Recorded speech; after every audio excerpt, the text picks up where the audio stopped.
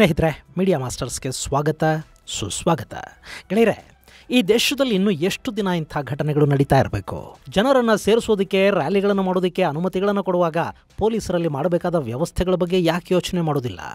ಇನ್ನು ಅನುಮತಿ ತಗೊಳ್ಳೋರಿಗೆ ಜನರ ಪ್ರಾಣಗಳ ಬಗ್ಗೆ ಕಾಳಜಿ ಅನ್ನೋದು ಯಾಕೆ ಇರೋದಿಲ್ಲ? ಅಲ್ಲಿ ಸೇರೋದಿಲ್ಲ ಬಡವರು ಅನ್ನೋ ಕಾರಣಕ್ಕ ಒಂದಷ್ಟು ಲಕ್ಷ ಹಣ ಕೊಟ್ಟು ಯಾವತ್ತೋ ಒಂದಿನ ಮನೆಗೆ ಹೋಗಿ ತಬ್ಬಿಕೊಂಡು ಒಂದೆರಡು ಹನಿ ಮೊಸಳೆ ಕಣ್ಣೀರು ಸುರಿಸಿದ್ರೆ ಅವರು ಸತ್ತವರನ್ನೂ ಮರೆತು ಕೊಂದವರನ್ನೇ ಹೆಗಲ ಮೇಲೆ ಹೊತ್ತು ಕುಣಿಸ್ತಾರೆ ಅನ್ನೋ ಅತಿಯಾದ ವಿಶ್ವಾಸಕ್ಕ? ಅಥವಾ ನಮ್ಮ ಕಾನೂನುಗಳಿರೋದೇ ಹಾಗ? ಗೊತ್ತಾಗ್ತಾ ಇಲ್ಲ. ಆದರೆ ತಮಿಳುನಾಡಿನ ಘಟನೆ ನಿಜಕ್ಕೂ ಮನ ಕಲುಕುವಂಥ ಘಟನೆ. ಅಲ್ಲಿ ನಟನ ರ್ಯಾಲಿಯಲ್ಲಿ ಭಾಗಿಯಾಗೋದಕ್ಕೆ ಬಂದವರ ಪೈಕಿ 40 ಜನ ಸಾವಿಗೀಡಾಗಿದ್ದಾರೆ, 106 ಜನ ಗಾಯಗೊಂಡಿದ್ದಾರೆ. ಈ ಘಟನೆ ಪೂರ್ವ ನಿಯೋಜಿತ, ಇದನ್ನು ಪ್ಲ್ಯಾಂಡ್ ಆಗಿ ಮಾಡಲಾಗಿದೆ. ಇದು ಅಚಾತುರ್ಯವೋ ಆಕಸ್ಮಿಕವೋ ಅಲ್ಲ, ಇದು ಉದ್ದೇಶಪೂರ್ವಕ ಹತ್ಯೆ. ಈ ಬಗ್ಗೆ ಸುಮೋಟೋ ಪ್ರಕರಣ ದಾಖಲಿಸಿಕೊಂಡು ವಿಚಾರಣೆ ಮಾಡಬೇಕು ಅಂತ ನಟ ವಿಜಯ್ ಅವರ ಪಕ್ಷದ ಕೆಲವರು ಹೈಕೋರ್ಟ್ನ ಮದುರೈ ಬೆಂಚ್ಗೆ ಅರ್ಜಿಯನ್ನು ಸಲ್ಲಿಸಿದ್ದಾರೆ.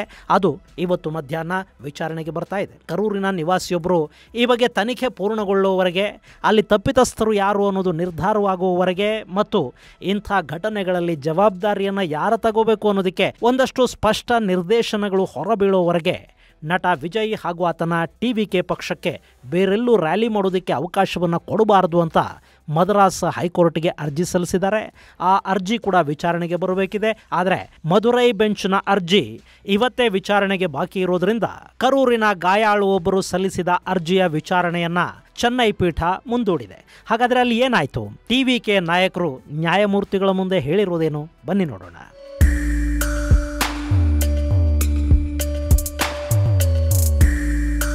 ಗೆಳೆಯರೆ, ಕರೂರು ಘಟನೆ ಬಗ್ಗೆ ನಿಮಗೆ ಗೊತ್ತಿದೆ.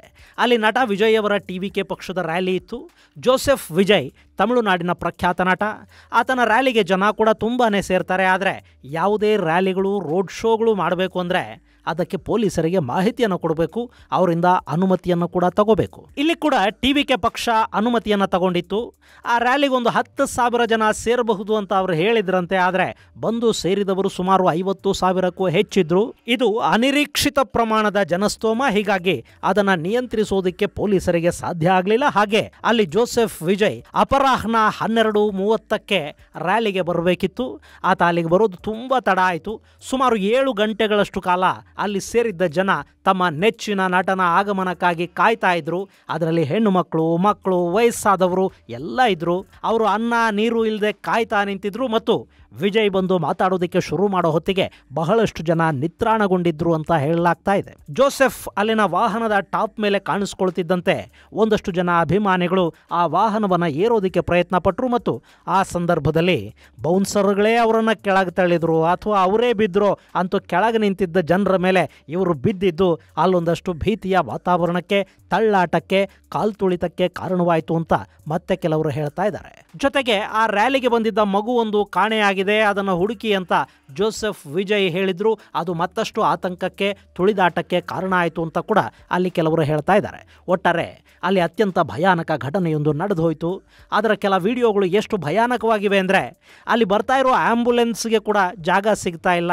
ಆ್ಯಂಬುಲೆನ್ಸ್ ಬರ್ತಾ ಇರೋ ಹೊತ್ತಲ್ಲೂ ವಾಹನದ ಮೇಲೆ ನಿಂತ ನಟ ವಿಜಯ್ ಮಾತು ನಿಲ್ಲಿಸಿರಲಿಲ್ಲ. ಆತ ಸರ್ಕಾರದ ವಿರುದ್ಧ ವಾಗ್ದಾಳಿಯನ್ನು ಮಾಡ್ತಲೇ ಇದ್ದರು. ಕೆಳಗೆ ಏನಾಗಿದೆ ಅನ್ನೋದು ಆತನಿಗೆ ಗೊತ್ತೇ ಆಗಲಿಲ್ವಾ ಅಥವಾ ಅದನ್ನು ಆತ ಸೀರಿಯಸ್ ಆಗಿ ತಗೊಳ್ಳಿಲ್ವಾ? ಹರಿದಾಡ್ತಾ ಇರೋ ವಿಡಿಯೋಗಳು ಸಂಪೂರ್ಣ ಸತ್ಯ ಅನ್ನೋದಾದರೆ ಆ ನಟನ ಬಗ್ಗೆ ನಿಜಕ್ಕೂ ಒಂದು ಒಳ್ಳೆಯ ಅಭಿಪ್ರಾಯ ಅಂತೂ ಹುಟ್ಟೋದಿಲ್ಲ. ಅಂತೂ ಅಲ್ಲಿ ಅನಾಹುತ ನಡೆದು ಹೋಗಿದೆ.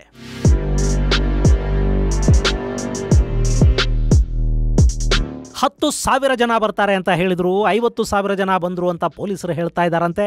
ಅದು ನಟನೊಬ್ಬನ ರ್ಯಾಲಿ. ಈ ಹಿಂದೆ ಕೂಡ ಇಂತಹ ಸಾಕಷ್ಟು ರ್ಯಾಲಿಗಳು ತಮಿಳುನಾಡಲ್ಲಿ ನಡೆದಿವೆ. ಅಲ್ಲಿನ ಜನ ಸಿನಿಮಾದವರನ್ನು ಕಂಡ್ರೆ ಹೆಂಗೆ ಆಡ್ತಾರೆ ಅನ್ನೋದು ಪೊಲೀಸರಿಗೆ ಗೊತ್ತಿಲ್ಲದ್ದು ಅಲ್ಲ. ಆದರೂ ಅಲ್ಲಿ ಸರಿಯಾದ ವ್ಯವಸ್ಥೆಗಳನ್ನು ಮಾಡೋದಕ್ಕೆ ಅವರು ಮುಂದಾಗಲಿಲ್ಲ. ಯಾಕೆ? ಒಂದಷ್ಟು ಬ್ಯಾರಿಕೇಡ್ಗಳನ್ನು ಹಾಕಿ, ಹೆಚ್ಚು ಸಿಬ್ಬಂದಿಯನ್ನು ನಿಯೋಜನೆ ಮಾಡಿ, ಕಾರ್ಯಕ್ರಮ ಎಲ್ಲಿ ನಡಿಬೇಕು, ಹೇಗೆ ನಡಿಬೇಕು ಅನ್ನೋದನ್ನೆಲ್ಲ ಮೊದಲೇ ನಿರ್ಧಾರ ಮಾಡಿ, ಅಲ್ಲೇ ಅದು ಹಾಗೆ ನಡೆಯೋ ಹಾಗೆ ನೋಡಿಕೊಂಡಿದ್ರೆ ಅಲ್ಲಿ ಸಾವು ನೋವುಗಳನ್ನು ತಡೆಯೋದಕ್ಕೆ ಸಾಧ್ಯ ಆಗ್ತಿರ್ಲಿಲ್ವಾ? ಅಥವಾ ಇದನ್ನು ರಾಜಕೀಯಕ್ಕೆ ಬಳಸ್ಕೋಬೇಕು ಅಂತ ಎರಡೂ ಪಕ್ಷಗಳು ಹೊರಟು ಬಿಟ್ಟುವ? ಈಗ ಈ ಘಟನೆಯ ಬಗ್ಗೆ ತಮಿಳುನಾಡಿನ ಮುಖ್ಯಮಂತ್ರಿ ಸ್ಟಾಲಿನ್ ಸಂತಾಪ ಸೂಚಿಸಿದ್ದಾರೆ. ನಿವೃತ್ತ ನ್ಯಾಯಮೂರ್ತಿಯೊಬ್ಬರ ನೇತೃತ್ವದಲ್ಲಿ ತನಿಖೆಗೆ ಸರ್ಕಾರ ಆದೇಶವನ್ನು ಕೊಟ್ಟಿದೆ. ಹಾಗೆ ಸಾವಿಗೀಡಾದವರ ಕುಟುಂಬಗಳಿಗೆ 10 ಲಕ್ಷ ರೂಪಾಯಿ ಪರಿಹಾರವನ್ನು ಕೂಡ ಅಲ್ಲಿನ ರಾಜ್ಯ ಸರ್ಕಾರ ಘೋಷಣೆ ಮಾಡಿದೆ. ಇನ್ನು ಕೇಂದ್ರ ಸರ್ಕಾರವೂ ಇದರಲ್ಲೇನು ಹಿಂದೆ ಬಿದ್ದಿಲ್ಲ. ಯಾಕೆಂದರೆ 2026ರಲ್ಲಿ ತಮಿಳುನಾಡಲ್ಲಿ ಚುನಾವಣೆಗಳು ನಡೀಬೇಕು. ಕೇಂದ್ರ ಸರ್ಕಾರವು ಸಾವಿಗೀಡಾದವರಿಗೆ 2 ಲಕ್ಷ ಹಾಗೂ ಗಾಯಾಳುಗಳಿಗೆ 50,000 ರೂಪಾಯಿಗಳಷ್ಟು ಪರಿಹಾರವನ್ನು ಘೋಷಣೆ ಮಾಡಿದೆ. ಇನ್ನು ವಿಜಯ್ ಕೂಡ ಸಾವಿಗೀಡಾದವರ ಕುಟುಂಬಗಳಿಗೆ 20 ಲಕ್ಷ ರೂಪಾಯಿ ಪರಿಹಾರ ಹಾಗೂ ಗಾಯಗೊಂಡವರಿಗೆ 2 ಲಕ್ಷ ರೂಪಾಯಿ ಪರಿಹಾರ ಕೊಡೋದಾಗಿ ಹೇಳಿರುವ ವರದಿಗಳು ಬರ್ತಾ ಇವೆ. ಸರ್ಕಾರ 10 ಲಕ್ಷ ಕೊಟ್ಟರೆ ನಾನು 20 ಲಕ್ಷ ಕೊಡ್ತೀನಿ ಅನ್ನೋ ಥರದ ಘೋಷಣೆ ಇದು. ಇನ್ನು ಇಲ್ಲಿ ಇವತ್ತಿಗೂ ಅರ್ಥವಾಗದ ವಿಷಯ ಅಂದರೆ, ಇಂಥ ಘಟನೆಗಳು ನಡೆದಾಗ ಸರ್ಕಾರ ಯಾಕೆ ಪರಿಹಾರವನ್ನು ಕೊಡಬೇಕು ಅನ್ನೋದು. ನಮ್ಮಲ್ಲಿ ಕೂಡ ಕ್ರಿಕೆಟರ್ಸ್ ಬಂದಾಗ ಇದೇ ಥರದ ಕಾಲ್ತುಳಿತ ಆಯಿತು. 11 ಮಂದಿ ಸಾವಿಗೀಡಾದರೂ ಆಗಲೂ ಸರ್ಕಾರ ಪರಿಹಾರವನ್ನು ಘೋಷಣೆ ಮಾಡಿತು. ಇಲ್ಲಿ ಪರಿಹಾರವನ್ನು ಸರ್ಕಾರ ಯಾಕೆ ಕೊಡಬೇಕು? ಕಾರ್ಯಕ್ರಮವನ್ನು ಯಾರು ಆಯೋಜನೆ ಮಾಡಿದರೋ ಅವರು ತಾನೇ ಪರಿಹಾರ ಕೊಡಬೇಕು. ಅಥವಾ ಅಲ್ಲಿ ಭದ್ರತೆಯನ್ನು ಒದಗಿಸೋದ್ರಲ್ಲಿ ಲೋಪ ಉಂಟಾಗಿದ್ದರೆ ಅದಕ್ಕೆ ಸಂಬಂಧಪಟ್ಟ ಪೊಲೀಸರು ಯಾರಿದ್ದಾರೆ ಅವರು ಮನೆಯಿಂದ ಪರಿಹಾರವನ್ನು ಕಕ್ಕಿಸಬೇಕು. ಅದು ಬಿಟ್ಟು ಜನರ ತೆರಿಗೆ ಹಣವನ್ನು ಪರಿಹಾರವಾಗಿ ಕೊಟ್ಟು ದೊಡ್ಡ ಮನುಷ್ಯರು ಉದಾರಿಗಳು ಅನ್ನಿಸ್ಕೊಳ್ಳೋದಕ್ಕೆ ಇವ್ರು ಯಾರ್ರೀ? ನಮ್ಮಲ್ಲಿ ಯಾರೂ ಈ ಪ್ರಶ್ನೆಯನ್ನು ಕೇಳೋದೇ ಇಲ್ಲ. ಈ ಬಗ್ಗೆ ಸ್ಪಷ್ಟ ನಿರ್ದೇಶನಗಳನ್ನು ಜಾರಿ ಮಾಡಿ ಅಂತ ಯಾರೂ ನ್ಯಾಯಾಲಯಕ್ಕೆ ಅರ್ಜಿಯನ್ನು ಕೂಡ ಸಲ್ಲಿಸೋದಿಲ್ಲ. ಏನೋ ಒಂದಷ್ಟು ಪ್ರಾಕೃತಿಕ ವಿಕೋಪಗಳುಂಟಾದಾಗ ಕಷ್ಟದಲ್ಲಿರೋರ ಕೈ ಹಿಡಿಬೇಕು, ಕೊಡಿಯಲ್ಲಿ ಪರಿಹಾರವನ್ನು ಯಾರೂ ಬೇಡ ಅನ್ನೋದಿಲ್ಲ. ಆದರೆ ಇಂಥ ಯಾರೋ ಕೆಲವರು ಕ್ರಿಯೇಟ್ ಮಾಡೋ ಅನಾಹುತಗಳಿಗೆ ಅವರಿಂದಲೇ ಪರಿಹಾರವನ್ನು ಕೊಡಿಸೋ ಕೆಲಸ ನಡಿಬೇಕು.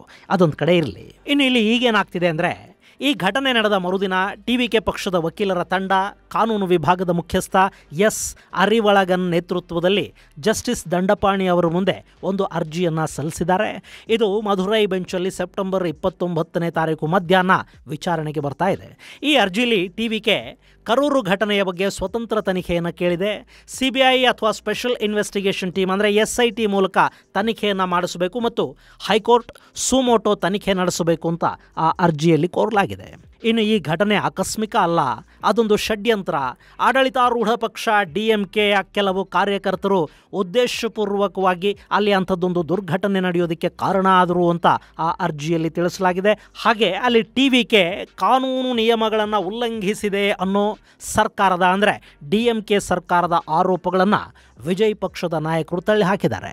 ಈ ಹಿಂದೆ ನಾವಿಂಥ ಸಾಕಷ್ಟು ರ್ಯಾಲಿಗಳನ್ನು ಮಾಡಿದ್ದೀವಿ ಮತ್ತು ಯಶಸ್ವಿಯಾಗಿ ಮಾಡಿದ್ದೀವಿ ಅಂತ ಅವರು ಹೇಳಿಕೊಂಡಿದ್ದಾರೆ. ಆದರೆ ಗೆಳೆಯರೆ, ಈ ಹಿಂದೆ ಕೂಡ ಜೋಸೆಫ್ ವಿಜಯ್ ಅವರ ರ್ಯಾಲಿಯಲ್ಲಿ ಇಂಥ ಘಟನೆಗಳು ವರದಿಯಾಗಿವೆ. ಈ ಪಕ್ಷದ ಮೊದಲ ರ್ಯಾಲಿ ವಿಕ್ರವಂಡಿಯಲ್ಲಿ ನಡೀತು.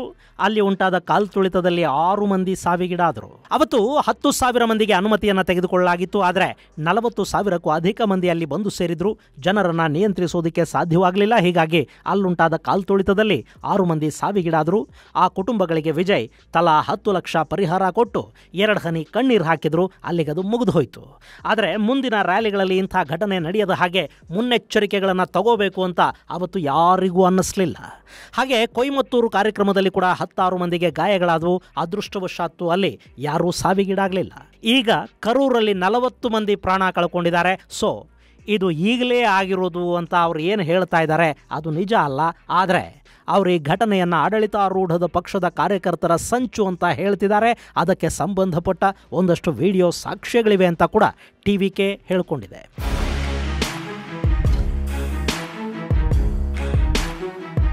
ಗೆಳೆಯರೆ, ಇಲ್ಲಿ ಮುಂದಿನ ವರ್ಷ ತಮಿಳುನಾಡಲ್ಲಿ ಚುನಾವಣೆಗಳು ನಡೀಬೇಕು. ಈ ಬಾರಿ ಆಡಳಿತಾರೂಢ DMKಗೆ ಪ್ರಬಲ ಪ್ರತಿಸ್ಪರ್ಧಿಯಾಗಿ ಕಾಣ್ತಾ ಇರೋದು ಈ ಜೋಸೆಫ್ ವಿಜಯ್ ಅವರ TVK. ವಿಜಯ್ ತಮಿಳುನಾಡಿನ ಸ್ಟಾರ್ ನಟ. ಆ ಜನಪ್ರಿಯತೆಯನ್ನು ಮತಗಳನ್ನಾಗಿ ಮಾರ್ಪಡಿಸುವ ಕೆಲಸವನ್ನು ಅವರು ಮಾಡ್ಕೋತಾ ಇದ್ದಾರೆ ಮತ್ತು ಪಳಗಿದ ರಾಜಕಾರಣಿಯ ಹಾಗೆ ಜೊತೆಗೆ ಸಿನಿಮಾ ಸ್ಟೈಲಲ್ಲಿ ಪ್ರಚಾರ ಕೂಡ ಮಾಡ್ತಾ ಇದ್ದಾರೆ, ಸ್ಟ್ರಾಟಜಿಗಳನ್ನು ಮಾಡ್ತಾ ಇದ್ದಾರೆ. DMK ಥರಾನೇ ವಿಜಯ್ ಕೂಡ ದ್ರಾವಿಡ, ಪೆರಿಯಾರ್, ತಮಿಳು ಅಸ್ಮಿತೆ ಮುಂತಾದ ವಿಷಯಗಳನ್ನು ಇಟ್ಟುಕೊಂಡೇ ಹೋಗ್ತಾ ಇದ್ದಾರೆ. ಅಲ್ಲಿ ಸಿನಿಮಾ ಹೀರೋಗಳ ಬಗ್ಗೆ ಇರೋ ಹುಚ್ಚು ವಿಜಯ್ ಪಕ್ಷಕ್ಕೊಂದಷ್ಟು ಮತಗಳನ್ನು ತಂದು ಕೊಡುತ್ತೆ. ಅದರ ಜೊತೆಗೆ ಆ್ಯಂಟಿ ಇನ್ಕಂಬೆನ್ಸಿ, AIADMKಯಲ್ಲಿ ಉಂಟಾಗಿರುವ ನಿರ್ವಾತ, ರಾಷ್ಟ್ರೀಯ ಪಕ್ಷಗಳಿಗೆ ಅಲ್ಲಿ ನಿರ್ಮಾಣವಾಗದ ಜನಪ್ರಿಯತೆ ಇವೆಲ್ಲ ಕೂಡ ವಿಜಯ್ಗೊಂದಷ್ಟು ಹೆಚ್ಚು ಅವಕಾಶಗಳನ್ನು ಕೊಡಬಹುದು. ನಮ್ಮ ಜನಪ್ರಿಯತೆಯನ್ನು ಹಾಳು ಮಾಡೋದಕ್ಕೆ DMK ಇಂಥ ಕೃತ್ಯಗಳನ್ನು ಮಾಡಿಸ್ತಾ ಇದೆ ಅನ್ನೋದು ಟಿವಿಕೆ ಮಾಡ್ತಾ ಇರೋ ಆರೋಪ. ಅದೇನೇ ಇರಲಿ, ಈ ಬಗ್ಗೆ ಒಂದು ನಿಷ್ಪಕ್ಷಪಾತ ತನಿಖೆ ಆಗಲಿ. ಅದರ ಜೊತೆಗೆ ಇಂಥ ರ್ಯಾಲಿಗಳು, ರಾಜಕಾರಣಿಗಳ ಕಾರ್ಯಕ್ರಮಗಳು, ಧಾರ್ಮಿಕ ಕಾರ್ಯಕ್ರಮಗಳು, ಜನ ಸೇರುವ ಯಾವುದೇ ಕಾರ್ಯಕ್ರಮ ಇರಲಿ, ಅದಕ್ಕೊಂದು ಸ್ಪಷ್ಟ ನೀತಿ ಸಂಹಿತೆಯನ್ನು ರೂಪಿಸುವ, ಉತ್ತರದಾಯಿತ್ವವನ್ನು, ಹೊಣೆಗಾರಿಕೆಯನ್ನು ನಿಗದಿಪಡಿಸುವ ಕೆಲಸ ಕೂಡ ನಡೀಲಿ. ಅದಾಗದೇ ಇದ್ದರೆ ಇಂಥ ಘಟನೆಗಳು ಪದೇ ಪದೇ ಮರುಕಳಿಸ್ತಾ ಇರುತ್ತವೆ. ಜನರ ಪ್ರಾಣಕ್ಕೆ ಲೆಕ್ಕನೇ ಇಲ್ಲ ಅನ್ನೋ ಹಾಗಾಗತ್ತೆ. ಇದು ಗೆಳೆಯರೆ, ಕರೂರು ಘಟನೆಗೆ ಸಂಬಂಧಿಸಿದಂತೆ ನಟ ವಿಜಯ್ ಅವರ ಟಿವಿಕೆ ಸ್ವಯಂ ಪ್ರೇರಿತ ತನಿಖೆಗೆ ನ್ಯಾಯಾಲಯಕ್ಕೆ ಅರ್ಜಿ ಸಲ್ಲಿಸಿರುವುದರ ಕುರಿತಾದ ಒಂದಷ್ಟು ಮಾಹಿತಿ. ಮುಂದಿನ ಸಂಚಿಕೆಯಲ್ಲಿ ಮತ್ತಷ್ಟು ವಿಶೇಷಗಳ ಜೊತೆ ಮತ್ತೆ ಭೇಟಿಯಾಗೋಣ. ಅಲ್ಲಿವರೆಗೆ ಜೈ ಹಿಂದ್, ಜೈ ಕರ್ನಾಟಕ.